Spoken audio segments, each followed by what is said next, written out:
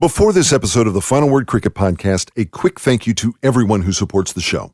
Whether it's by listening to the podcast, watching on Adam and Jeff's YouTube channel, or as a contributor on Nerd Pledge, or all three, it means a lot. I want to welcome a new member to the Final Word team, the Brick Lane Brewing Community. Based in Melbourne and brewing great beer for all tastes and all occasions. You can check them out at bricklanebrewing.com. Adam and Jeff will tell you a little more about Brick Lane in the show, but we are grateful for their support, and we hope you'll support them too. Thanks, Brick Lane, for being part of the Final Word, and thank you for listening. That's enough from me. Now, Adam Collins, Jeff Lemon, and the Final Word. I had to go about it, write it out, and find it myself. This is the Final Word story time. We're back, baby. We're back in POG form. Adam Collins, Jeff Lemon, not the other one. He's the other one, but I said his name first. I'm the first one. I'm the second one, but I said my name second, even though it's me talking. Who knows? Who knows how these things happen in pod? I should have said in pod form. We're back in pod form because that would have been what we're actually doing. But yeah, we've had a couple of weeks off, and it is remarkable, Adam, how I don't speak about this with any experience, but I imagine it's like when you're used to doing exercise regularly and then you stop for a little while. It's hard to start again. It's amazing how quickly things go off the rails when we were pumping the show out every week, no problem. As soon as we stopped, we were like, God, this is hard. And we finally got ourselves together to get back going again after 2 weeks off. Yeah, it's the thing that I do that takes longer than anything else that I do through the course of a given week. So the last 2 weeks, there's just been a little bit too much on darting across the country and the various commitments that I've had to even consider doing the prep. And look, to be honest with you, there's been a lot going on this week too, but we thought 2 weeks was long enough. We need to be back on story time. We need to find a way to make it work. I'm currently sitting in my hotel room in Taunton, having been at the one-dayer last night between England and India, about to jump on a train back to London to do the blast tonight, then back to Worcester tomorrow to do the one-dayer on Saturday, and so it goes. But I wasn't going to miss out on another week of story time because despite all the work, it's some of the most enjoyable hours that I spend through a week as well. So here we are. Well, if anyone had told me at one point that your work is going to involve looking up obscure facts about Ian Chappell, I'd be like, absolutely, give me that job. So here we are. A quick update from our friend of the show, FOS. Do we abbreviate those things? Declan Lawler, who's going to do the run along the Thames to raise money for Lord's Tavs, sent us in an update a little while ago saying that he's getting started on July the 9th. So that's 8 days away at the time of recording. It'll be a week when you hear this show. The fundraiser is ticking over nicely, says Declan. And I'll give it a blast on my social media friendship work circles in the next little while leading up to the run. I've been having some pain in my Achilles. Watch out, the Achilles is a tricky one. But the physio tells me it's just a result of the significant mileage. Yes, Declan, you've never run a marathon before. And then you were like, I'd better train to run 2 marathons in a day, every day for 4 days. Immediately. That's what's going to happen. But so Declan's going to be doing a bit of kind of Saving Private Ryan, staggering through the last stages, possibly carrying his mate on his shoulders as they get to the finish line. Yeah, and I met Declan at the test match at Bristol a couple of weeks ago. It was lovely. I asked him how his running was going, and at that particular point, I think it was when the Achilles injury must have been at its worst, and he had to stop training or he had to modify his training regime. But we shared what was probably an irresponsible hug. We're allowed to hug here now, and I think we have masks on or something like that. Maybe that's the get out of jail clause. But it was lovely to meet Declan as he was preparing to start his adventure. And yeah, of course, that's all part of the money that's being raised for Lord's Tabs this year through the Final Word, which is just wonderful. So thank you again, Declan, for taking on this massive run, or 4 runs. We'll be with you all the way from July 9. Well, not with you all the way. We won't be with you all the way. No, let's not we won't make be. We'll be promises with you we at the can't. end. Yeah, we'll be there. We'll be with you at the finish line. We'll try and see you at the end. And I should say, by the way, that Declan did ask me whether anyone wanted to join him for the final leg in London, the final bit right in the guts of town, which I think is the 12th of July. Maybe the 11th of July. We'll clarify that. I'll pop it in the show notes. But the point here is that if you're inclined to run a little bit with Declan towards the end, that would be nice if we had a sort of a final word flavour to what is going to be a massive effort. How long is the final leg? Is it a sort of matter that they run? Is it if it were like 2 miles on day 4? Yeah, I think we'll consider 300 miles. Yeah, I think he's looking for a Champs-Élysées style Tour de France companion for the end with the glass of champagne while cycling thing. I've always wondered, by the way, what would happen if when sipping that glass of champagne in the Tour de France, in that final sort of ceremonial leg if they came a cropper and hit the deck. I mean, I mean, they wouldn't win the tour. I mean, you've got to complete the leg, don't you? What if I mean, this is something that, has gone through my mind in the past. It must take a certain skill set to complete that final lap or final leg whilst drinking a glass of champagne when you've been absolutely knackering yourself day in, day out. Has this ever happened? Has anyone fallen off the bike? I don't know. Maybe that's part of why you do it. It's like a last little show of skill or a last test or something. I've always wondered if someone just said bugger convention and just challenged on their last day and beat them and won. It'd be funny. It'd be very funny. A lot of people would be mad. If you had like a, kind of Nick Kyrgios of cycling who was like, nah, just going to win. Yeah, I'm surprised. Why stop racing? I'm surprised Lance Armstrong didn't do it in years that he didn't win. But anyway. Yeah, the time that he came third when he was only juiced up enough to get bronze medal status on the podium. He got the jabs early, Lance. No hesitation about getting the jab there. Right, let's do the thing that we do on the show. On this show, we talk about cricket history. And we do so via the medium of looking at numbers that take us back into the history. The game that we play to look at the numbers is called Nerd Pledge. Sometimes I shout that out. Today I didn't. I don't know why. I just felt like I couldn't build up to it and then just shout out of nowhere. It feels like it needs the prompt from me. So why don't we try it again where I go something like, Geoff, I think we might now, at this stage of the show, get into the bulk of it, and we do it via the medium of... Nerd Pledge. Nerd Pledge. That's better. That felt better. Good. That did feel better. It felt more like it. Nerd Pledge is a game that we play with lovely people on our Patreon page. It's a reverse quiz. They quiz us. So what they do is to help us make the show and to help us fund making the show a couple of times a week, they send us a contribution, but it's not like a normal round number of currency. It's got a decimal in there usually. It's a very specific number and it relates to cricket in some way, and we have to work out what the relationship is. First cab off the rank today is Dom Griffiths. And we've got quite a UK heavy show in the first part with quite a few UK contributors, I'm guessing, because they're contributing in pounds. £2.38 from Dom Griffiths. So that means 238, 238 in that sequence. There could be a decimal anywhere in there with the cricket number, or there might not be. Dom has also sent through a hint, which says it could also have been £3.10. 238 that could have been 310. What do you make of it, Adam Collins? Yes. Well, I'm going to start with the 310 because the 310 helps solve the 238, not the other way around, Dom. So thank you for that. At Leeds in July 1965, John Edrich made 310, as we've talked about before on the show. I thought it was worth going into a bit more detail about the backstory on that. He wasn't going to play, but Geoff Boycott, the hometown boy there at Yorkshire, was injured and was resting up and recovering, so that gave him this in to play. And boy, he took his opportunity.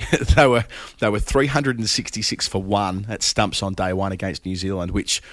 put it in the context of the mid-60s and the Turgid's scoring rates. That's like scoring 500 in a day in current Test cricket, I suppose. Do you reckon Boycott was pissed that he'd been upstaged? Well, yeah, entirely possible that he was. But, and upstaged. Well, in many respects, really, given the scoring rate. So Edrich was 194. It's not right, that's irresponsible cricket, that is. 194 by the close of play there with Ken Barrington. It was 152.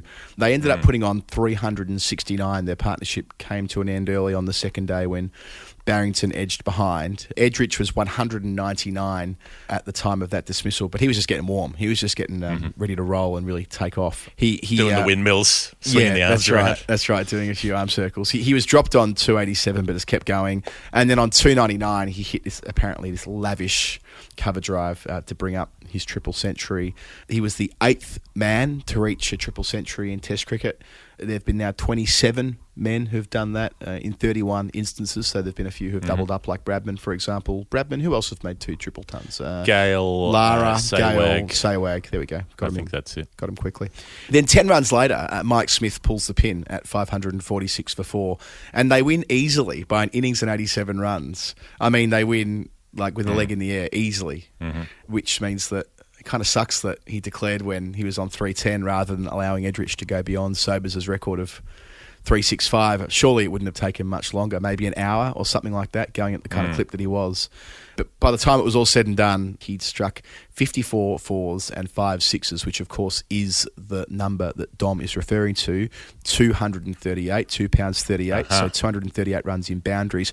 And I like that he abandoned it. 76.77% of the runs of the 310 were in boundaries. No one's ever gotten that close to that. Sailwag's the only other with a score above, I think it's a score above 250, to have abandoned it himself with 69% when he made 202 in boundaries out of 293. As far as Edrich's broader story is concerned, it was the final innings in this crazy sequence where he goes, this is very obviously playing first class cricket and test cricket, 139, 121 not out, 205 not out, 55, 96, 188, 92, 105, and 310 not out. I mean, it's an extraordinary, staggering sequence right up there with the best we've ever seen, really. Unfortunately, though, it ends there because in his next test match, which was the first of the series against South Africa, they played 2 series that year, England in 1965, he copped a blow to the head. Yeah. When he was on 7, and that was it for a while for him. All up, though, he played 77 test matches between 1963, 1976 is when he finished, for 12 centuries, in excess of 5,100 test runs. He was known for his bravery, so that head knock in 1965 was sort of part of a broader pattern, I suppose, of him being hit on his body.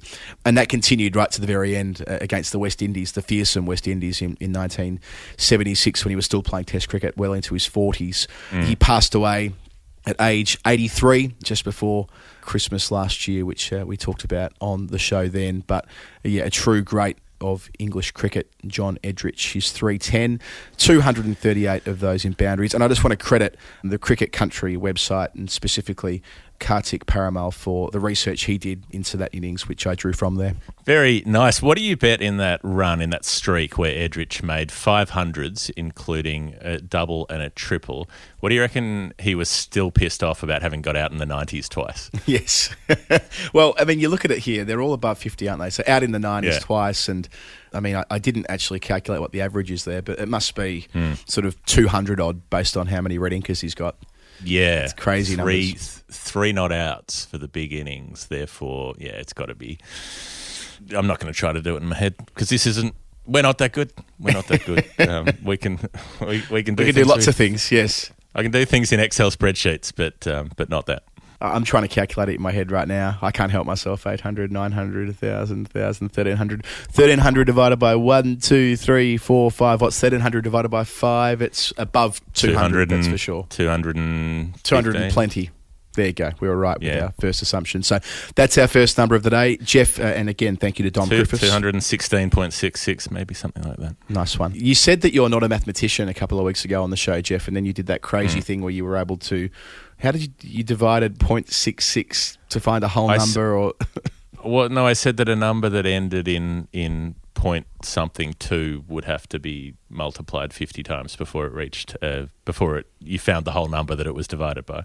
I mean, that seems pretty rudimentary when you put it like that, but it sounded impressive at the time when I listened back to that episode of the podcast. Sid's our next number, and it is £2.85, and the clue here is part of a fish, precognition, that is.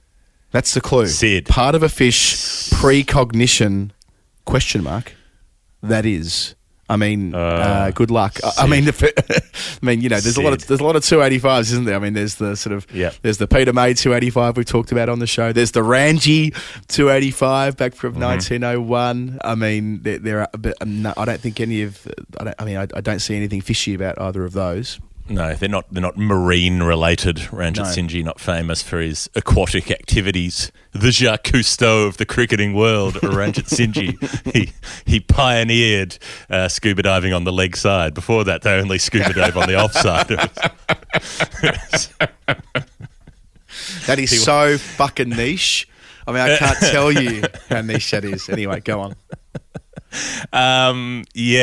Sid. Now, Sid has obviously heard us say on the show before that we are not good at cryptic crossword clues. This is not an area in which either you or I excel. We have our skills, but it's something about it just doesn't make sense to me. Like I sort of know how cryptics are supposed to work, but it just doesn't make sense. I know how words work, but it doesn't make sense. You read it, you open the cryptic, and it goes like, the awkward moment for the parson thrice on Thursdays, and all I can think is like, when I am king, first against the wall will be the cryptic crossword clue writers. First against the wall. Like, just fuck off with that. You know? Like, there's something so smug about cryptic crossword clues. This isn't reflecting on you, Sid. I'm sure Sid is lovely. Loves Sid. It's just, in general, if you're like, I'm writing, the cryptic for the Times, you've kind of got to be a bit of a self-satisfied prick about it, right? Yeah, is that unfair? I think that's, yes, I think it's inherent in even those who do the daily cryptic and they do the Guardian cryptic crossword, hard as it might well be. It's like you need to tell everybody that you're doing the Guardian cryptic crossword, isn't it? I mean, there's no point doing it unless you've communicated it to everybody you know. Right. I can't remember whose line it was when he said, I've known a lot of men who tried to wrestle an alligator, but I haven't known one who didn't tell anyone about it. Yeah. It's a little like that. So initially I was thinking, okay, 285s. I was looking at 5 for 28s as well. Steve Waugh's best test bowling was a 28 for 5. There's a crazy Wazim Akram one where I think he takes 5 for 28 in 9 overs against the West Indies, who are playing 4 quicks in Lahore. Like, the West Indies just they just did whatever they wanted. This is 1990 where they've got Greenwich and Haynes and Lara and Hooper and so on, but their attack is Malcolm Marshall, Curtly Ambrose, Ian Bishop and Courtney Walsh rolling out for the third test at Lahore with Carl Hooper to send out a few off breaks if they need them. But look, I was like, all right, I'm going to try one more time with the cryptic clue and try to get my brain into gear. And I started at the end. That is. It's like, okay, that is. Are these 3 parts of a name? That is being id est, being IE, right? So there are a lot of names that end with IE. So it could be telling me that the last part of the name is IE. Does that make sense? No. have it on the swing. When you write an abbreviation, like an example. Oh, sorry, IE. I'll be doing this, IE, blah, blah, blah. Okay, all right. Yeah. I'm willing to go with that. Okay, that makes sense. So that is, the Latin is id est, and that's why you use IE as a fancy way of showing off that you can write things in other languages, when you really need to say something in another language, like a je ne sais quoi, you're like, if only we had a way in English of expressing the phrase, I don't know what, or if only we had the ability to say that. No, I'll just have to go with the French. So we still use IE, which means that is, so it's got to end with IE. So then I was like, part of a fish, is there like a Shubman Gill reference in there potentially, or like a Stephen Finn? And I was like, fish don't have that many parts that other animals don't have, like it's just a tail or whatever, or a head. So like a fish tail is specific. I reckon if you wanted it enough, there'd be enough fish puns to fill at least a couple of cricket teams. Oh, easy. Yeah. Easy rain delay material, Exactly. Very Guardian live blog areas, isn't it? The OBO will Yeah. send in our fish 11s and so on. You could definitely see it happening on the radio too, when you're just desperately trying to fill 2 hours of random shit chat. Get on the text line and send us your best fish 11. There's got to be a few like David Snappers out there, and so. But Gill, there was nothing numerically relevant. But I couldn't figure out the middle part. Precognition. Every time I read the word precognition, I just heard remix to ignition. And I was like, no. R. Kelly should be in jail. Is he in jail? He should be in jail. If he's not in jail, he might already be in jail. Yeah, I don't know. I know it's a fucking tune, but I don't know if he's in prison or not. Okay. We can, it's like that game of Dead or Alive when you've, sort of go through celebrities you haven't heard from in a while and try and guess if they're dead or alive and go around the table. But yeah, much be the same with members of the entertainment industry. Are they in prison or not? I know that Bill Cosby is no longer in prison, for example. Just got out. Yes. Yeah, should still be in prison. It's just the remix to Ignition. The writer should be in prison. Yeah, so precognition. I was like, what's a synonym for precognition? Because precognition means like knowing the future, knowing something that's happened before it's happened, being cognitive of it before it's taken place. So they're all very cumbersome terms, that can't fit into a name, until I remembered Ghostbusters 2, is it? When Bill Murray's doing the thing with the cards where he's like trying to work out if subjects of his study can predict what's going to be on a card. And there's like the really hot girl who keeps getting it wrong, but he keeps saying she got it right because he wants her to do more studies. Yeah. Speaking of should be in prison, that was the way things happened, apparently. So what were they testing for? Extrasensory perception, ESP. ESPIE. Part of a fish. Gill. ESPIE. Gillespie. Oh, right. Oh, right. Yeah? That's, I mean, it's very good. I mean, I'm not, with all the goodwill and all the love in the world, we shouldn't be encouraging this kind of behaviour. Yeah. However, please don't make us do this. please don't make us do this. I mean, I am never, ever going to solve one of those. And Jeff's done well there, but he's not going to solve many of them either. But nevertheless, that is very good. Jason Gillespie. So is there something about Jason Gillespie that relates to 285? And a couple of things. One being that when he was the night watchie in Chennai in 2004, and he his played best a very test important innings. hand as a night watchman. Magnificent innings. I think this is just from memory, but I think he got out with a score on 285. I didn't have time to look that up, but I think that's what it was when he was out. So that could be a 285. But what I did look up is that he had a test bowling economy rate through his career of 2.85, which would be £2.85 from Sid. Gill, ESP, IE, Jason, 285. Done and dusted. Well played, Jeff. And thank you, Sid, for keeping us on our toes, I think. Let's move right along, Jeff. Yes. What have we got? We've got £5.96. Thank you, Pete Simmons. And Pete Simmons has not sent any accompanying information, which is fine and good and encouraged. You're very welcome to do that because that means Adam can express himself fully. You've got $5.96, a clean slate, a blank canvas. What will you do with it? Yeah, it's good. I like these. Well, first of all, this was the score that the West Indies declared on when Lawrence Rowe made his triple ton. We've been talking about triple tons in the episode already, John Edrich. We've been talking about the few good triple tons, and this often gets raised as one of the best triple centuries in Test cricket, sort of in strife. Because England batted first and made about 400, I think. Yeah, that's right. So they're behind the game, and then he goes on and smashes them for 302. They nearly won. The Windies nearly won because England were hanging on for a draw by their fingernails on the last day. So he basically set up a win. They just couldn't quite. I think they were 6 down for bugger all on the last day and couldn't get there. Yeah. And we've been talking a fair bit about Rowe in the DMs recently because we were calculating the highest averages of all time, as we tend to do, when Devon Conway was blitzing it at Lords. And it always stands out that Rowe, who of course made a double hundred and a century on debut at Sabina Park against New Zealand in 1972. So 214 and 100 not out. So at the conclusion of his first Test match, his average was 314. Yeah. And before he was out in his third innings, he made another 22, I think. So he was 336. He was averaging 336 in live terms before his average fell. So in order for he has someone the highest ever average. Yeah, so for it to happen, well, it could happen that way, where it's a series of not out scores, or 336 could be someone's debut score. Debut, yeah. Which, you think about it, that's a relevant number as well, because that's what Hammond made, isn't it? When Hammond broke the world record, made a 336 so against New Zealand as well. Anyway, that's not important. What's important is that we respect and admire Lawrence Rowe on this show. I'm going to go somewhere different, though, for 596. So staying on records, it's been a big sort of record show so far today. We'll have a couple later as well. I'm going to go back to October 2018 to the SACA, so the South Australian Cricket Association Women's First Grade competition. A game between Northern Districts and Port Adelaide.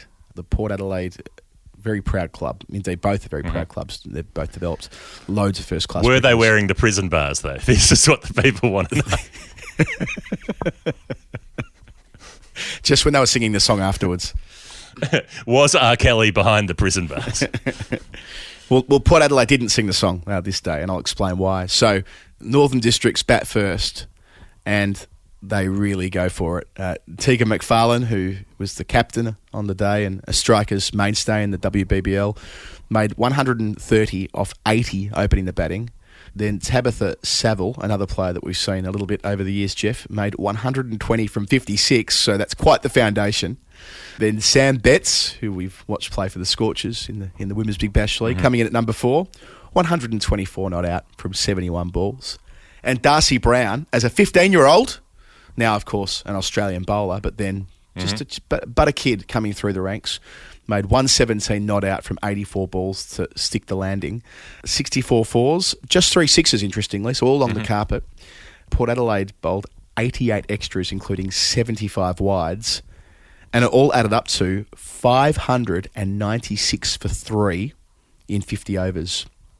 Jesus 596 for 3 in 50 overs. At the time, they thought it was the sort of record for 50-over cricket, which it wasn't the case. They found out later that in a representative South African under-19s game in 2010, a team scored 690 for 1. I don't know how representative a game that could have been, but anyway. But yeah, Port, the mitigating circumstances there, as detailed by the club coach, who was a chap by the last name of Sayers, so probably related to Chad, said that Port had lost 15 players in the off-season. There'd been an exodus of players to other clubs, and they were really weak playing kids, and their overseas imports had yet to arrive, which contributed, because they're playing in October, the very start of the season. Right. So it was a perfect storm for Port Adelaide. So you're saying that Dr. Sayers had no players? Yeah, perfect storm. A port and a storm and a port. It was all pretty shit for them, and they ended up getting bowled out for about like 80 odd or something in reply. So Northern Districts went on to, after you've been demoralised like that, it's not going to happen. By the time you conceded 600, I think it's fair enough to say, look, let's just get home as quickly as possible. Yes. Let's not hang around while the ninth wicket puts on a doughty 56. Yes, I wish to go home. Yeah, let us be in the pub post haste, please. So some Shoulder familiar arms names to all deliveries. Yeah, when I saw that come up, I saw those familiar names from the WBBL who we followed over the years, Jeff, and I thought that was worth noting on the way through, that 596. It may not be the record, but it's certainly the Australian record, shall we say, for 50 over cricket. Oof. Wow, from Lawrence Rowe, from the Rows to the highs, if you will. That was... Darcy Brown, Jesus Christ, that's just rude. Yeah, and I mean, look, I've watched Sam Betts play a lot of WBBL, and I'm not going to say, I won't say the most talented player with the stick in the comp, does a fair bit of work down the order. So, yeah, it must have been slightly threadbare going in the bowling ranks that day for Port. Yeah, the fact that they bowled 75 wides, I mean, that's fairly telling, isn't it? Anyway, strong club Port Adelaide, and I'm sure they bounce back in the women's division. Next number is in dollars, $2.57 here from Josh, and we have a clue, and it is as follows: move in now, move out.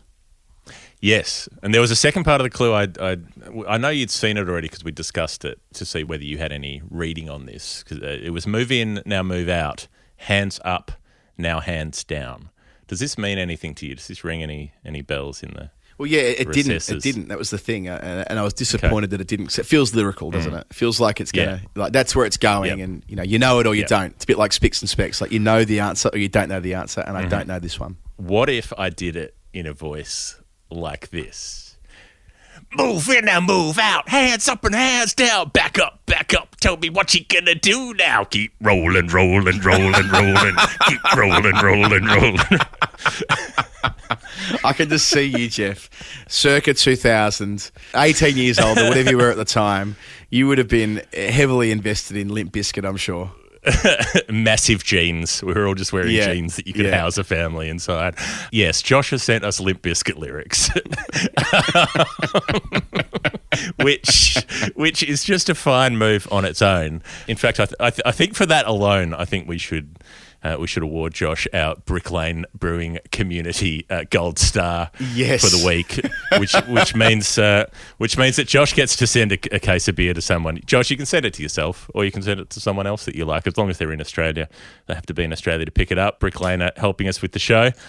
I'm just cracking an ice cold can of the One Love Pale Ale, crisp and refreshing. Some nice people from Melbourne, Brick Lane. They are, from my little part of Melbourne as well, out at Dandenong, as we talked about on the weekly show a couple of days ago. A new association with them. They work at the Dandy Tap House. They're there at the Queen Victoria Market as well between Thursdays and Saturdays. We're thrilled to have them on board with us, as you would have heard off the top of the show with Jay's voiceover there. They're going to be working with us through the duration of 2021, which is super exciting. You can visit their website, Brick Lane Brewing. It's all in the show notes. And we're looking forward to hopefully being in a position to not only give away beer to you, dear listeners, over the journey, but also to encourage you to buy some of the good stuff yourself, because they're good people doing good things. Yep, sending on some liquid love, if you will, to somebody who you want to have it. Could be you, could be someone else. That's gone a lot worse than I thought it might. Anyway. Josh. Sending on some liquid love the way that Fred Durst would have many times, I'm sure. Yeah. Well, they did have the album called Chocolate Starfish and the Hot Dog Flavoured Water, which somehow sold a lot of copies. I don't know. I didn't buy one. I will say that. A friend of mine got Chocolate Starfish to play at his wedding. Wow. And it was the night that Wills and Kate got married as well, the royal wedding. So he decided to have his wedding on the same night as the royal wedding and to get Chocolate Starfish to be the entertainment. Cracking night. But yes. I don't think I knew what Chocolate Starfish meant in the broader sort of culture until I was much older. Yep. I thought it was quite a clever name when I used to drive past they used to play at the Hallam Hotel, the Hallam pub all the time. And you'd see the banner hanging up over the railings there. You think, that's a pretty cool name, Chocolate Starfish, not knowing what it was alluding to. Yeah, I just think of like the Gillian chocolates in the shape of various sea creatures, various shells and whatnot. Those fancy chocolates in the box. You know what I'm talking about. I do. Yeah. So, you could offer someone, would you chocolate starfish? Anybody? Can I offer you a chocolate starfish? Yeah. Just pass it around the room. Look. We could be onto something here. If we started a brand of chocolates called Chocolate Starfish, when we've already had the marine flavour, marine theme. It would have a marine flavour. Maybe it's like the Terry's Chocolate Orange, but a starfish. Terry's Chocolate Starfish. Can I offer you a Terry's Chocolate Starfish? Terry, put it away, mate. When Harry Kane scores the second goal, that's when Terry gets the chocolate starfish out. It's exciting times for people in England. Now, we've got to get on with this number, which is $2.57. Okay, it's from Josh. It started innocently with some Limp Bizkit lyrics. The question is, what do those Limp Bizkit lyrics relate to? And the answer is, I actually don't have any fucking idea. Keep rollin', rollin', rollin' was the message of the song from Limp Bizkit back in the day. Keep rollin', rollin', rollin'. That was the advice. So obvious possibilities could be, say, Darcy Short with the Australian record score in List A cricket of 257 when he kept rollin', hit about 36s that day.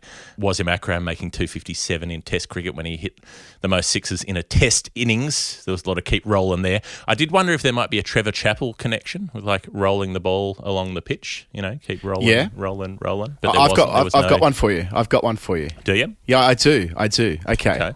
Roland Butcher, very famous and cricketer in the English cricket conversation in terms of being the first black man to represent his country.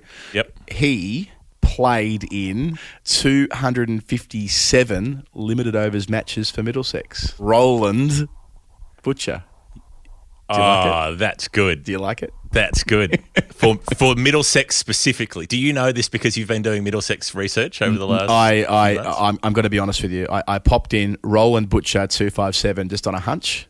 Not on a hunch, just on I was curious maybe this would have been so. And what do you know? It comes up on the Middlesex Hall of Fame page. Right. Because I actually looked at every Roland who had played international cricket. This is what I did for this clue. So I looked at Roland Butcher, Roland Holder, Roland Lefevre, who played for the Netherlands. Yes. Toby Roland Jones. Very good. Roland Beaumont, who played 5 tests for South Africa starting in the Triangular Test Series in 1912. And also Dr. Roland Pope, who was roped in to play 1 test in 1885 when the first choice 11 went on strike and they had to ask the doctor to play. And also Rolando Rivas, who played 3 T20s for Chile, a bit of a Jody Hicks career, 3 so far. First game, thanks for coming, against Mexico. Second game, thanks for coming, against Argentina.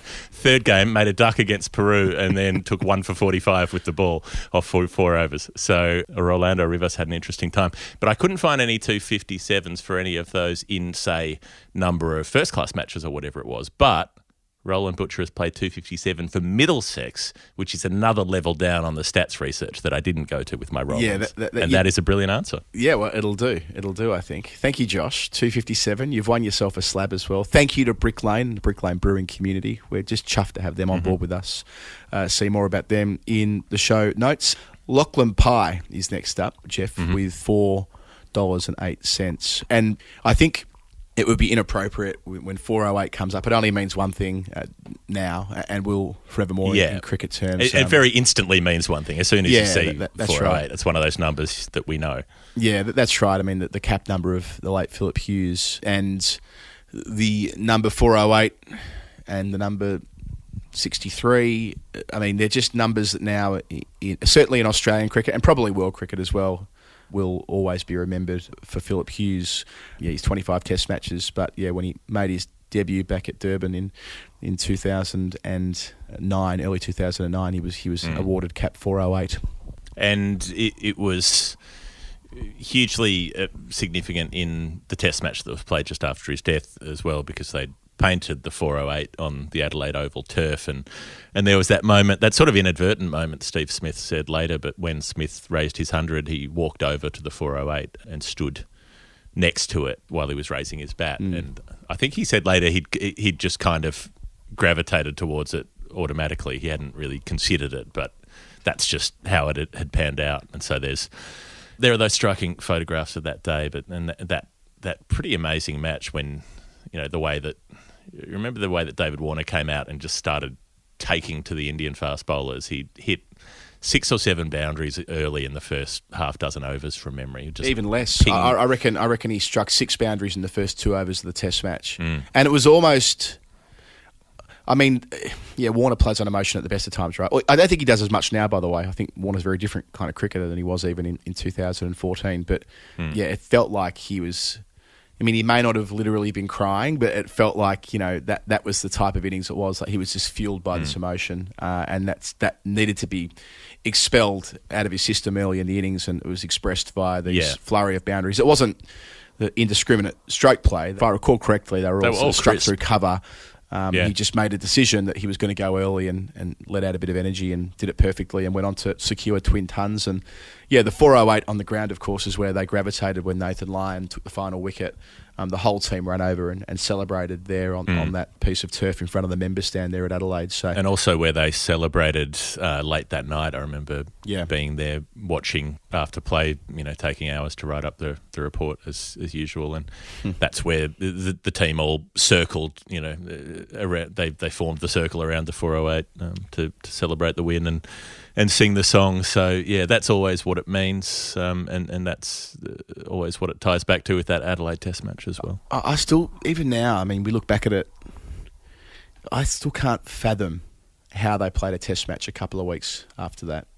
I mean, I get it. I understand why they had to and why the show had to go on. And, well, had to is probably too strong a word, but why the show was going to go on. But, yeah, to think that probably half the players on the field in that Test match were there at the SCG a couple of weeks earlier. I mean, the trauma that those young men went through over those couple of days.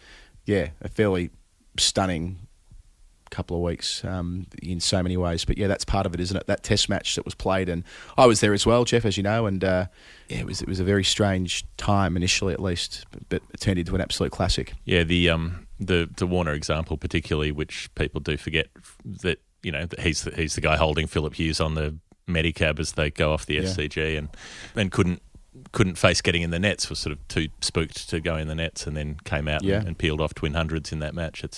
It's an extraordinary time, and I suppose playing was, like, maybe it was the best thing. There's that, you know, I know you and I have both had the experience as well of losing close friends. You want something to do. It's almost like the worst thing would be to do nothing, to switch everything off, because all you can do is sit around and think about it. And so even though whatever you could be doing seems completely unimportant, it still feels better to be doing something, to have something that's next. Yeah, I guess where it feels like it jars, so that it was, they were going out to do exactly the same thing that their friend had done and passed away doing. I mean, it's all so close to the bone. I went and wrote about Michael Clarke a couple of years on, maybe 3 or 4 years on. 4 years on it would have been. And yeah, that was what stood out to me, that Clarke himself had obviously gone through the ringer for a long time after Hughes passed away. And, you know, he was part of that Test match as well, the Michael Clarke century. that he made with a back that was gone, hamstrings that were shot, could barely run, could barely move. Yeah, it goes down as one of the most memorable hundreds made in modern history for Australia, no question. So that is the 408 for Philip Hughes from Lachan Pye. Thanks for giving us a chance to talk about that. One more new number for today from Alan Simpson. It's £1.99, and this really tied in because there was this clue, this note that came in from Alan saying, my long overdue nerd pledge of $1.99 relates to a player who had his career and young life cut tragically short, but whose name will live forevermore in literature.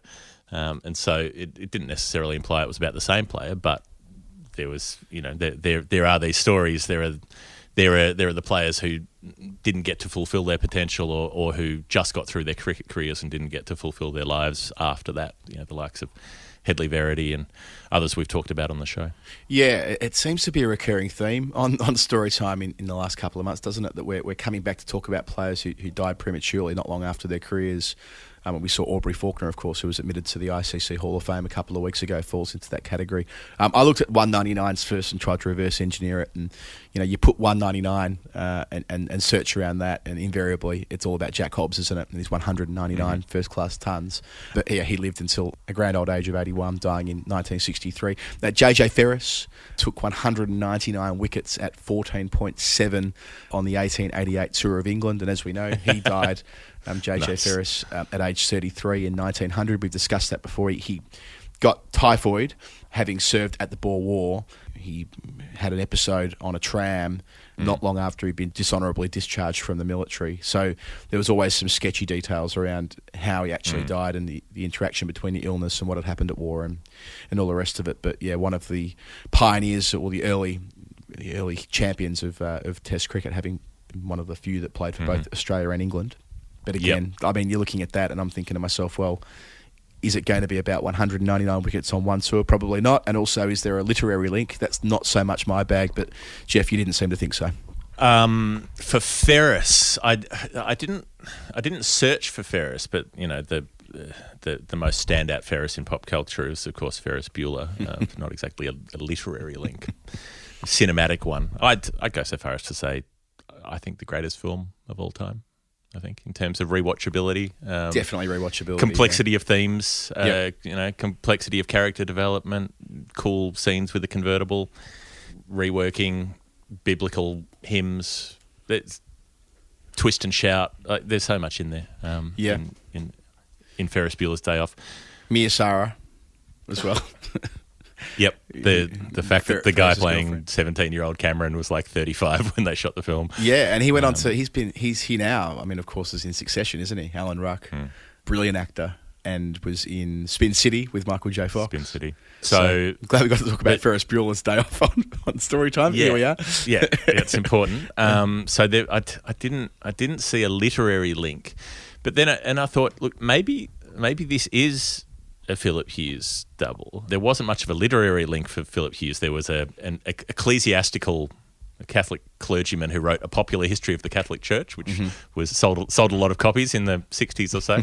There's a Philip Hughes author who writes technical manuals and one who writes a line of what he calls Mediterranean noir, which is like crime novels set in Naples, but I wouldn't really class any of that as literature per se. But when I was looking at the numbers, there is a compelling numerical link for 199. We talked about Philip Hughes having Test cap 408. He does not have ODI cap 199, but he does have ODI cap 198. Okay. Which is very close to 199. Now, when he debuted, 199 also debuted in that match, as did 197. So Aaron Finch was 197, Hughes was 198, and Usman Khawaja was 199. They all debuted together. So does that relate to 199 for Hughes in a way that's not just me saying maybe the number's wrong, which is my usual go-to? It does, because Finch opened with Hughes, got out early. Khawaja batted at first drop and didn't make many. Both of them got out, after which Philip Hughes went on to make a century on debut in ODI cricket, which nobody had ever done before for Australia, meaning that after 198 failed attempts to make 100 on debut, Philip Hughes, on the 199th attempt by an Australian player in men's ODI cricket, made a century on one-day debut. It was achieved in the 199th debut innings in men's cricket for Australia. As an aside, he also hit 199 fours in Test cricket. But I think that's strong enough to say that in the 199th debut innings for the men's team, Phil Hughes made 100 on debut. He was 199 in that sense. That's very good. Nice way of coming at it. So both in the case of Lachan Pye and Alan Simpson, we got a chance to talk about Philip Hughes, which is a nice thing. We like to do that when we can on Storytime. That's the end of the new numbers. If you want to support the show via the Patreon page by sending in a nerd pledge, that would just be fabulous. You can do so by going to patreon.com/The Final Word.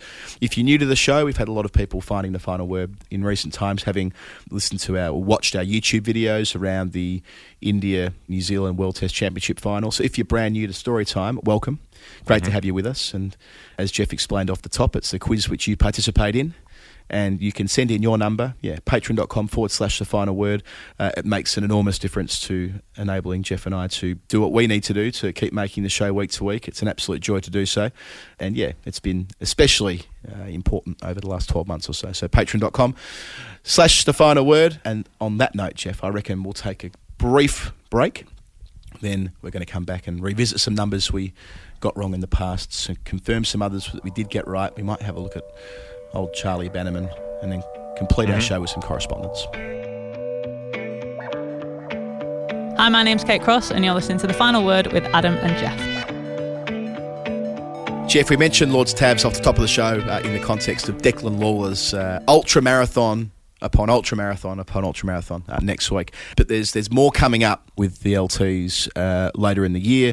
They can't have these big events, these big luncheons that they would normally would because of the COVID restrictions. And even though they will lift for the most part in late July, it wouldn't be responsible to have these huge lunches. So instead, they're getting lots of people to where it is safe to have big crowds outside. Outside?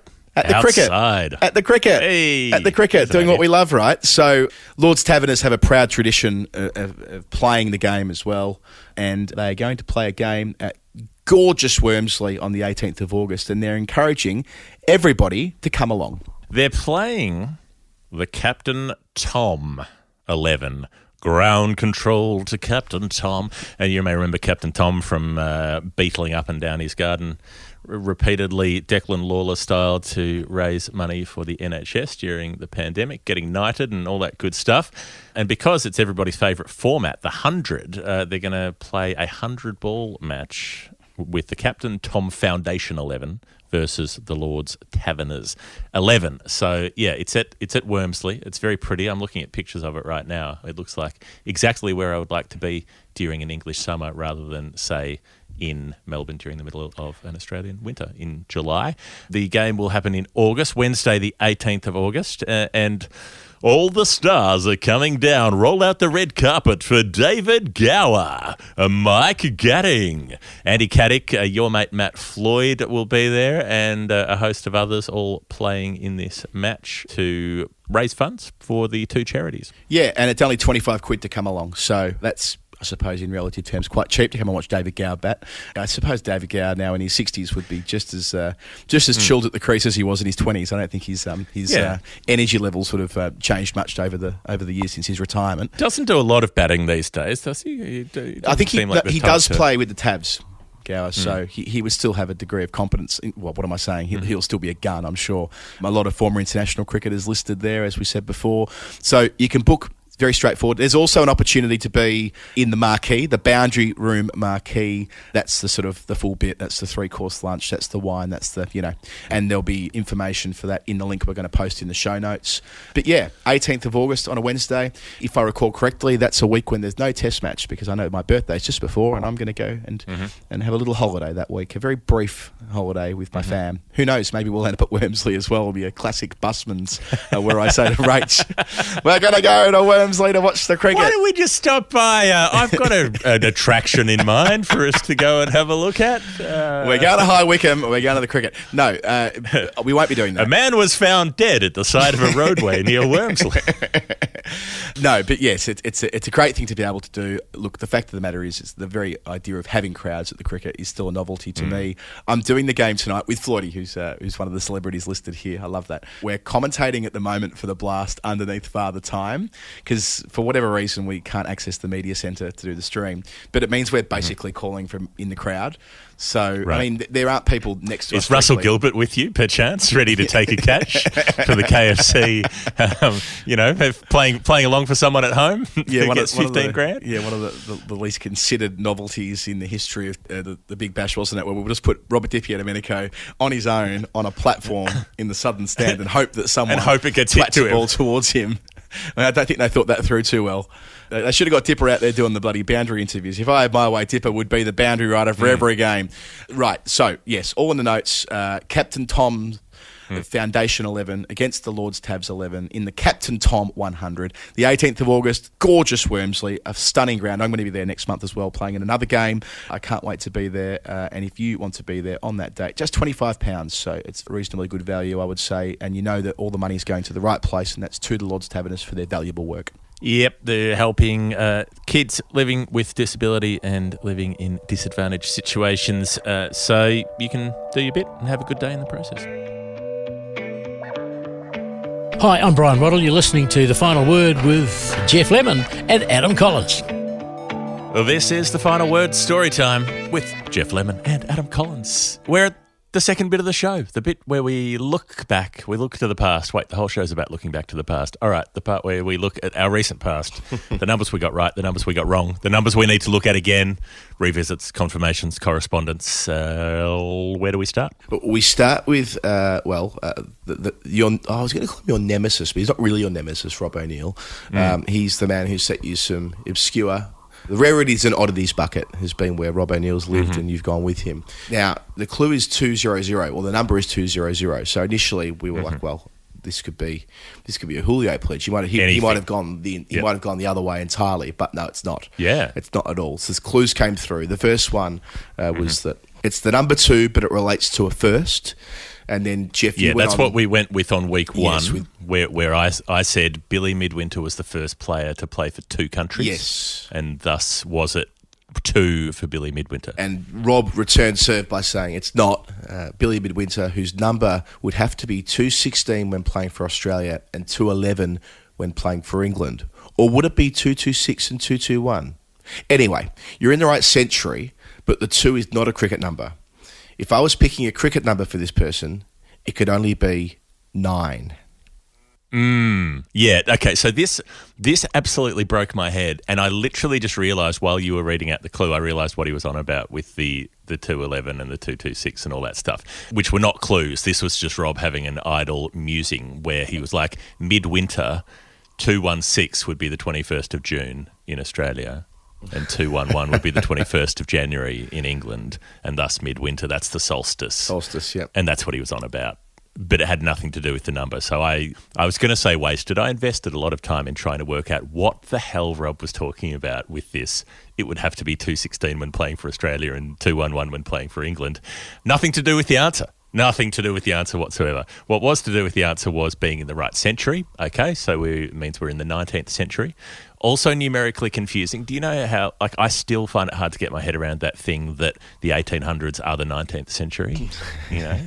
That when you get to 1800, it means you've already had 18 centuries, and so 1801 is in the 19th century. Just That doesn't bother me so much as I was one of these annoying people that thought the new millennium, or we should have celebrated the moving from 2000 to 2001 with similar fervour as we did from 1999 to 2000. I know that wasn't a popular view, much as it is with decades. When decades end, I mean, when the 2010s begin, it doesn't mean the new decade's begun, does it? The new decade begins in 2011. But it means a new decade has begun, because a decade can be any sequence of 10 years. Yes, that's true as well. But you know what I'm trying to say. I do. But I think when you say a decade that is the 20s, for instance, it has to start in 2020. It can't start in 2021. No, that's right. And I suppose I've just made an entire 3-part podcast series about the electrifying 80s with Dylan Leach on his Australian football video. I don't think that would have quite worked had the 80s finished with the 1990 grand final. So No. Yeah, the 80s lots have of to be reasons. 80 to 89. Those are the 10 It has years to that are end in the 80s. with a 1989 grand final. Right, When the move right. from the VFL to the AFL, that just wouldn't work otherwise. Exactly. And if Wisden Cricket Monthly did an episode every month through the 80s, they would end up with 120 episodes after 10 years. They would all be the additions from the 80s. That's how it works. Right. So Rob O'Neill, 2, relating to the 19th century, the 1800s, and this bit where he said, if I were picking a cricket number for this person, it could only be 9. Okay. I had a bolt of inspiration. And here is where I've come to, Rob O'Neill. 2. The number is 2, an even 2.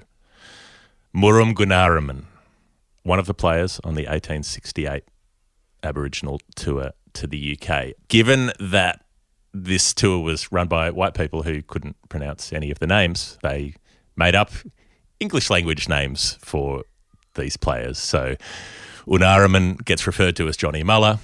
Murrum Gunaraman gets referred to as Twopenny, and he's still listed as Twopenny in the various cricket statistics pages. Rob O'Neill's 2 is 2 for Twopenny. He was on the 1868 tour. This was only 3 years after overarm bowling first got legalised, and Twopenny bowled really quick.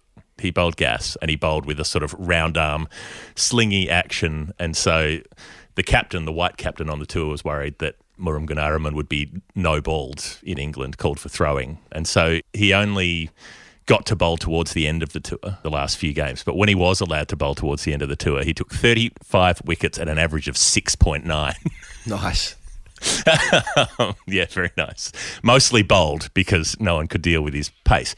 And there was a foreshadowing in this concern about being no-balled, because that was a strong theme that emerged with Aboriginal players, Aboriginal bowlers, through the time to come after this. So Jack Marsh, around the turn of the century, got no-balled comprehensively and basically got no-balled out of the game. Eddie Gilbert always had the threat of no balls hanging over him, and that's partly why he never made it through to get picked to play for Australia, though he was playing for England. It was very clearly a racist way of saying, we don't want black people playing the game, so we'll just no-ball all of them when they come into bowl. So this was the situation that he was in. But the number 9 that Rob mentions, this relates to a batting incident where, well, firstly that Murrum Gunaraman mostly batted at number 9. That was he could hit big, but he didn't hang around for long. That was always his way. So he batted at 9 and had a swing. And at one point, during one of the matches on this tour, he completed the feat of scoring 9 runs from a single delivery, 9 all run, with no overthrows. This is Okay. This is a feat that gets reported, and that was reported contemporaneously. There's backup evidence from it. The way it's been mythologized now is that he hit the ball so high in the air that they ran 9 before it had time to come down. That's not true. You can't do that. That's physically impossible. But it's like, Reminds me of the other week when I may have said this on the show, I may not have. I don't think I did. When Tom Latham said it's more important that we beat England than winning the World Test Championship. And I relayed this information to Jeremy Coney, who goes, well, some things you could call that deceit. You could call that untruthfulness. You could call it a flat-out lie. Well, I'd call it all of those things. Yeah. Yeah. Well, the story about him hitting it so high that they ran 9 before it came down, it's very sort of Max Walker book form. Yes. The ball split in half and the cork landed inside the rope and the leather went over and they scored 10 from the last ball to win. The ball landed in the middle of a curled up tiger snake, and by the time he crawled over the rope and it never touched the ground. Yeah, so there is a contemporaneous newspaper report that refers to one of the fielders, and it says, Mr. Foster, who was well up, did not offer for some time to go for the ball, and when started, it was at a slow pace, the result being that 9 was run for the hit amidst vociferous cheering. So basically some, lazy posh fuck in the other team was like, I'm not going to get that ball, and then, walked after it, and Murrum Gunaraman just went, just keep running, get as many as we can. So they did run 9, all run with no overthrows, and that's that's a famous part of his career. So that's the 2 for 2 Benny and the 9 for the runs. And as for it being a first, because Rob said that this was a first, in February 1870, after getting home, Murunga Naraman became the first Indigenous player to play first-class cricket. Oh, cool. In Australia. He was picked. He played 1 match for New South Wales, and Unaraman, Johnny Muller, got a game for Victoria almost a decade later, Adam, almost a decade, even though it didn't necessarily go from the start of a formal decade to the end. It was close to 10 years later when he played a game for Victoria. So that's the first. That's Rob O'Neill's clue. And that's where we end up. Thank you, Geoff. As we went through that, every time you said Rob O'Neill, I thought we should call him from now on Robbo Neil. Robbo Neil. Yeah, 2 first names, much like Jean Valjean. Yes. Nicely done. Geoff, our next number that we have to revisit is 357 from James Tiernan. We eventually threw this back to the crowd. The clue was to do with something I had said late last year on the show about how my life could be different, and we thought that might mean Durham. That was quite a good pickup from you, Geoff, saying, that might be when I said on the show, well, if life were different, I could live in the northeast of England, which I stand by. But James came back to us with a bit more information. Yep, stroking a white cat while he wrote this message, James said, "Delighted to have stumped you on this one. You were heading in the right direction with Sunderland, which is part of the wider ceremonial boundaries of Durham, which stretched northwards to the banks of the Tyne and was administratively part of the county until the mid-1970s. And boy, I still wish they were. Whenever you hear anyone from Sunderland talking about cricket, they are very proud to still be, ceremonially at least, part of County Durham. They do not want to be part of... I don't know what the administrative... It's called, is it Tyne and Weir or something like that? And they hate that. They wish they were still part of County Durham formally. Well, you know what they say. The times are a-changing.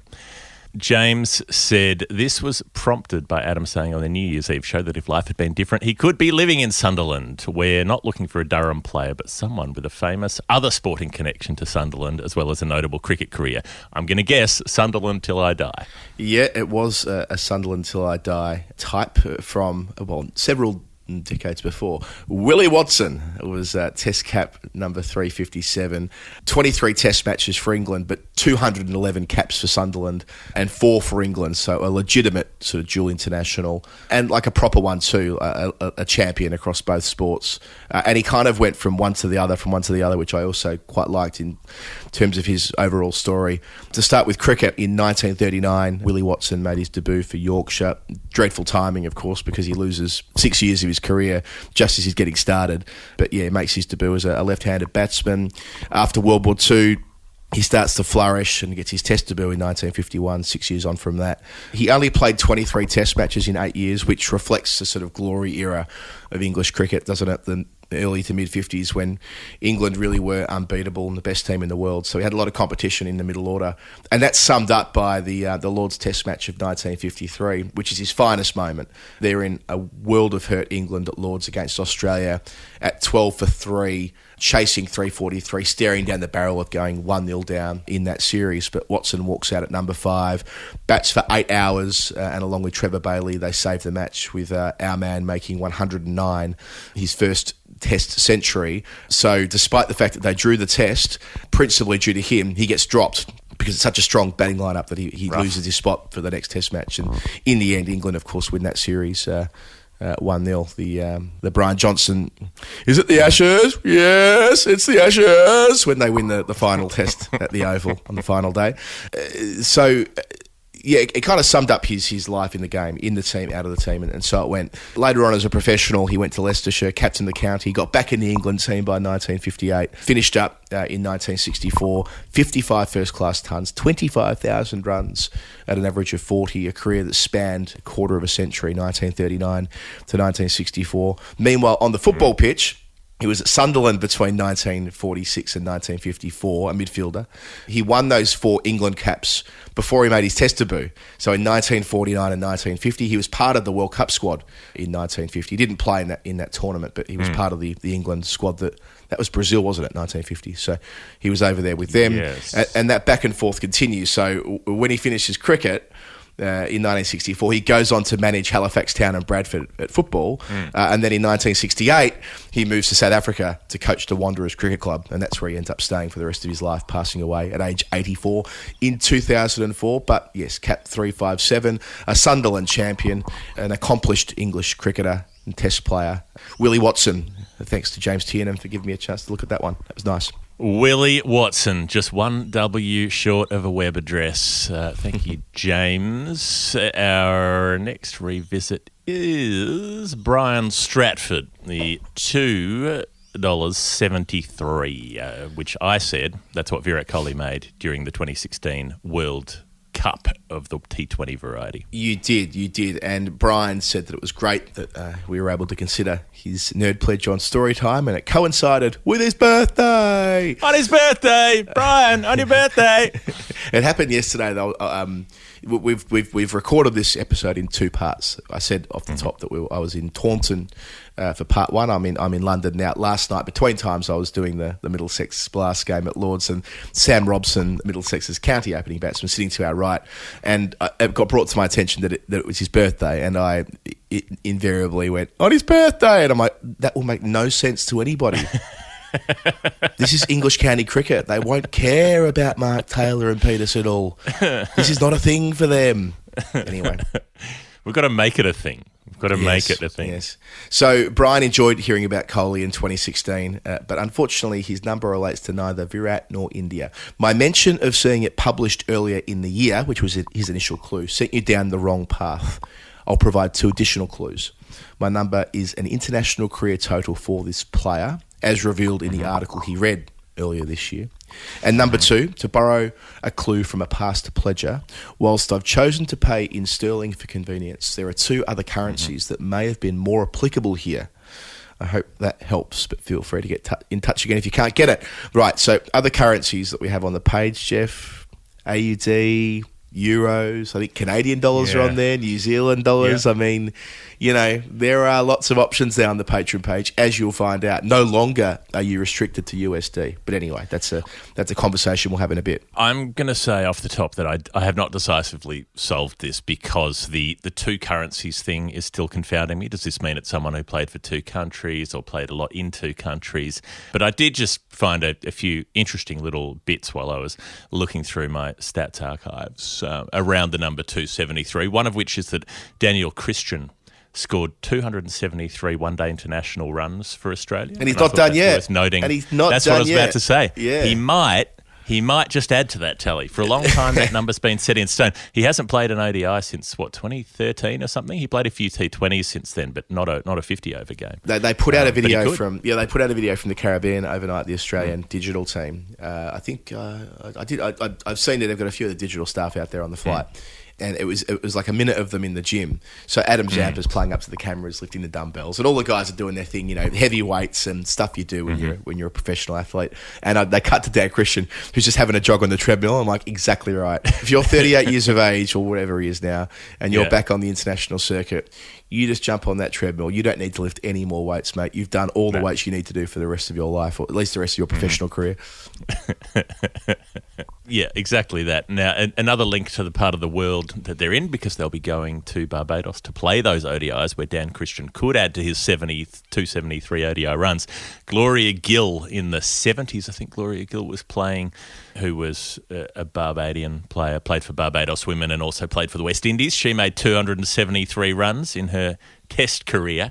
In one-day cricket, Jacques Kellis took 273 wickets to go with his 294, I think, in Test cricket. It really is a lot of wickets for a guy that made nearly 40,000 international runs. That's exaggeration. Yeah. But for a guy that made well over 20,000, maybe 30,000 international runs when you fold in T20s, that's a lot of wickets. Yeah, that really is. It's an extreme amount of wickets for a guy that did this very much as his second discipline. Yeah, and you feel like if he got a handful more and was 300 in each discipline, like maybe the bowling would be recognised more than it is. But 300 Test wickets is the greats. That's where the really, really top players are. And 294 is, if you know numbers, it's close to 300.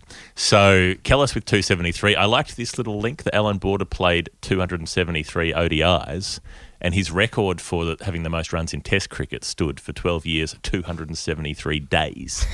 So a 273 double for AB. Very good. And the last bit was that, so I realised all of these were in one discipline, whereas Brian said this was an international career total, which could mean combined disciplines. So in combined disciplines, Chris Harris turned out for New Zealand 273 times.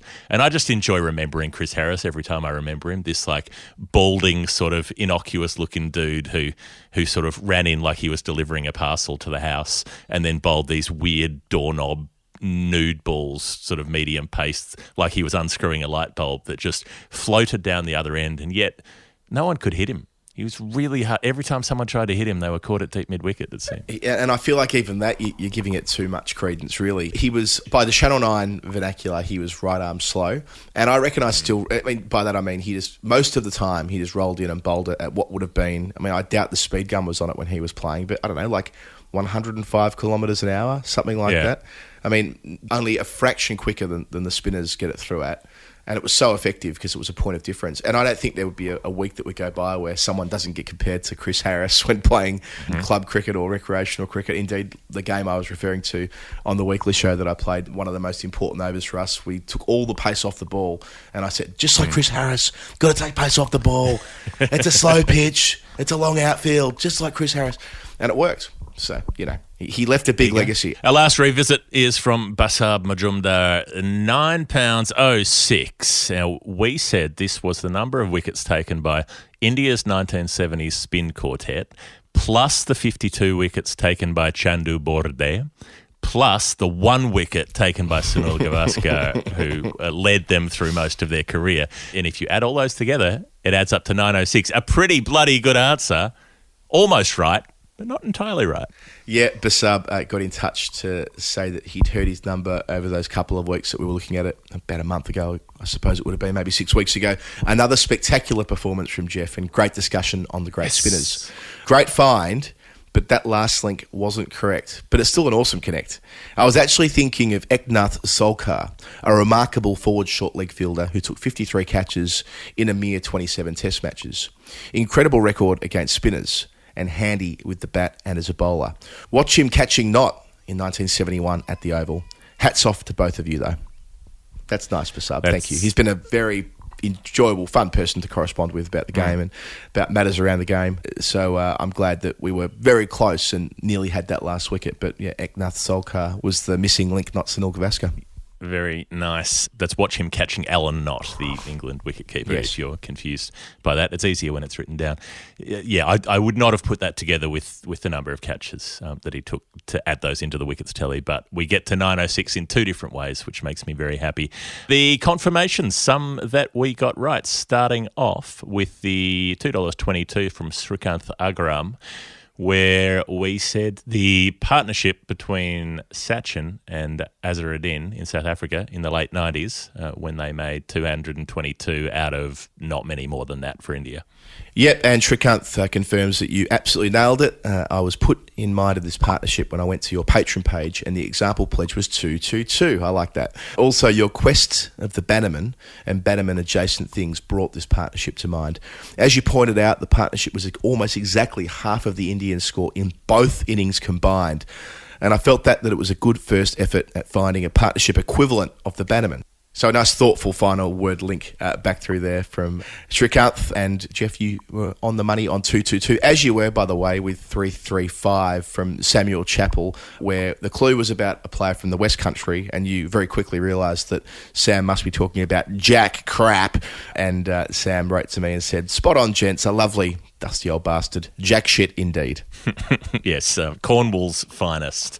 Sam was grudgingly willing to say that Jack Crap was from Cornwall because he was born there and died there, even though he played for Gloucestershire, which is, I was like, it's pretty much Cornwall, isn't it?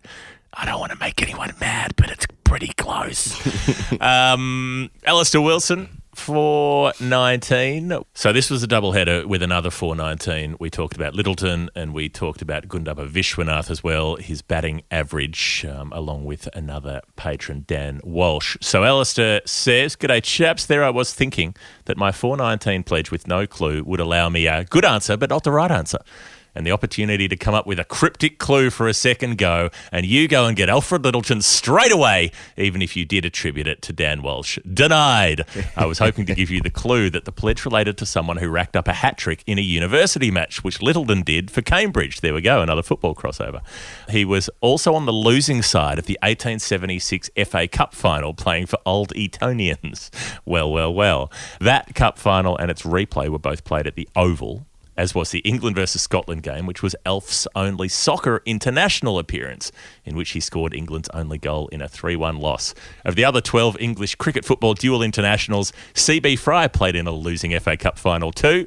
In 1902, Claire Taylor lost 3 in a row, 94, 95, 96. I'm getting very Geelong Football Club grand final vibes there. However, 3 dual internationals have an FA Cup winners medal. Harry Makepeace in 06, Jack Sharp in 07, and Andy Ducat in 1920. That is good cross-code nerding, Alistair. Glad we got there. Yeah, that's fantastic stuff. I feel like we've learnt quite a lot about cricketers that play football and vice versa today. So that's 419 going forward in tens to 429. Daniel O'Connell. We said Marcus North's 6-for out of 14 wickets in Test cricket. So the original clue was that 429 related to a percentage of the overall Test wickets taken by a player in one honourable innings. Daniel writes to us, amazing work with my number by Geoff. Clearly, I didn't think through my clue, but you deciphered it perfectly. I wish I had have looked at those players that took 6 out of their 14 career wickets in an innings so that my number could have related to Nutty Martin. Who doesn't want a number related to Nutty Martin? Glad my number allowed that story to be told, though. You did mention my nerd pledge. I can confirm it was relating to Marcus North's 6-for at Lords, hence it being honourable. I love the fact that his name is on the honours board amongst some of the greatest bowlers we've seen.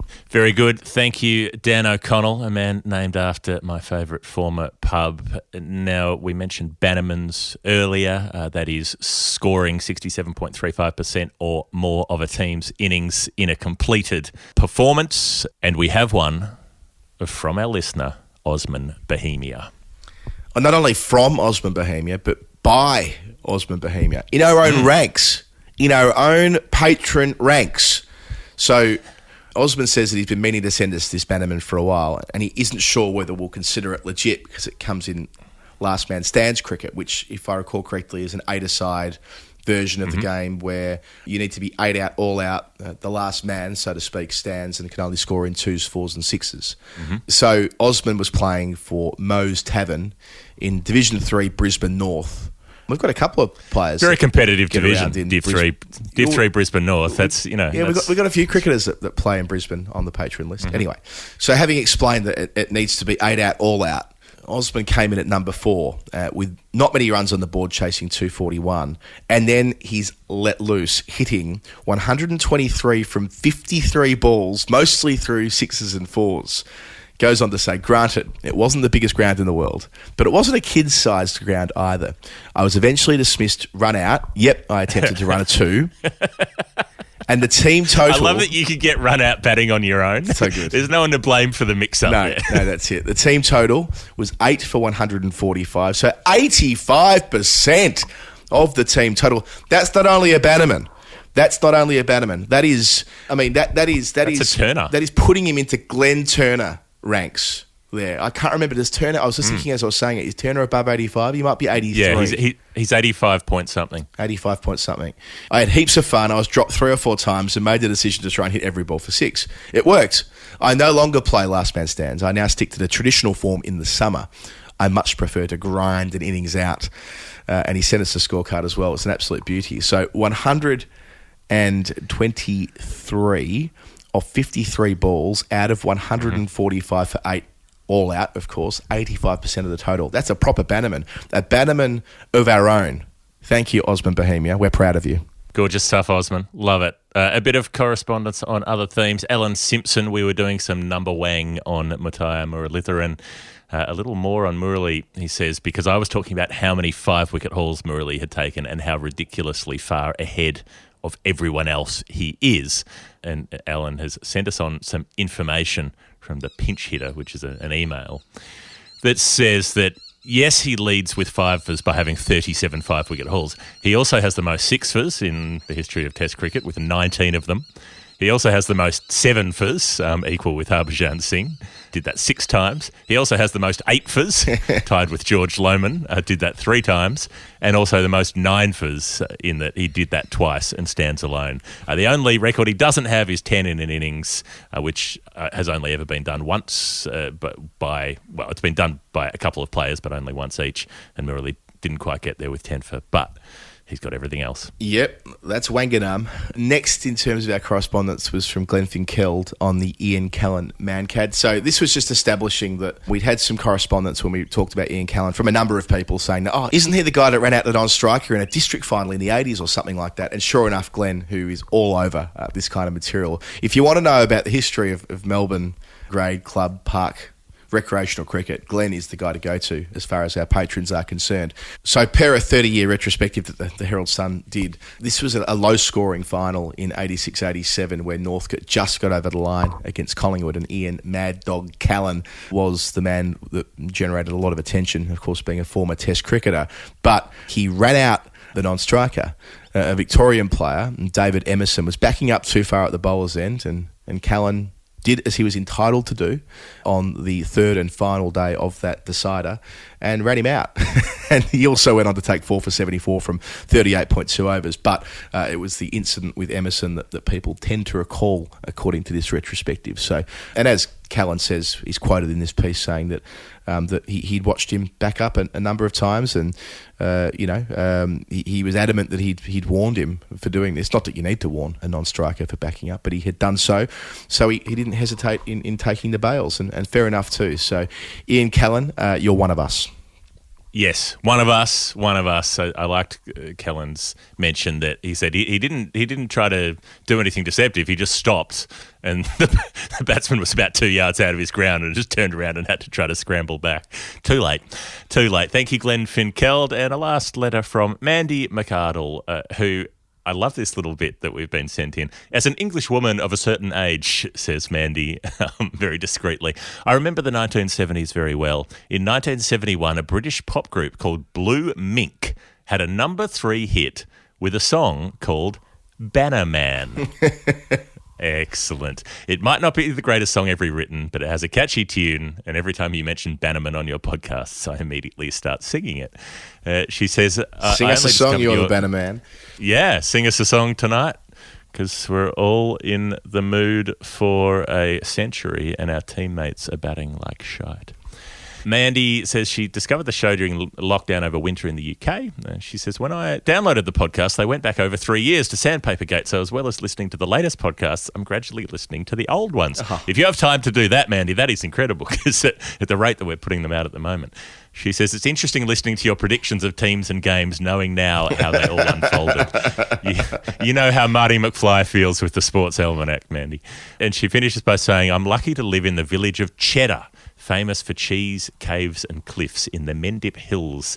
It is whilst walking in these hills that I listen to your podcasts. If you can, please give Somerset a look. I could point you in the right direction. Well, all right, Mandy, we'll drop in on you next time Adam and I are both down in Somerset. Yeah, it's a nice place to leave it, given we started recording this when I was in Somerset, now back in London. But it does mean we've reached the end of the show. Some great new numbers today, knocked through a bunch of revisits, confirmations, correspondence, all the Lord's Taverner stuff. It's been nice to get back in the Storytime rhythm, Geoff, after a couple of weeks off. It has. We've done it all. So thanks to everybody who sent in numbers and has signed up for the show. That's the most important and useful bit. It is the reason that we can make this show and that we can make the other show and do the dailies and do the videos and do the major shows twice a week and all the rest of it is the support of people on Patreon. So if you would like to send us through a number, that would be hugely appreciated. Patreon.com/thefinalword. Thanks also for the support from Brick Lane Brewing Community, making delicious beverages that we've been enjoying while we make the show. The Final Word is on the Bad Producer Podcast Network. They've got other shows as well. If you want to check out things on other subjects, books and other sports and comedy and all of the rest, It's edited by Dave Collins. Thanks to the Lord's Taverners for their support as well, and Declan Lawler for the run that he's doing to raise money for the Tavs.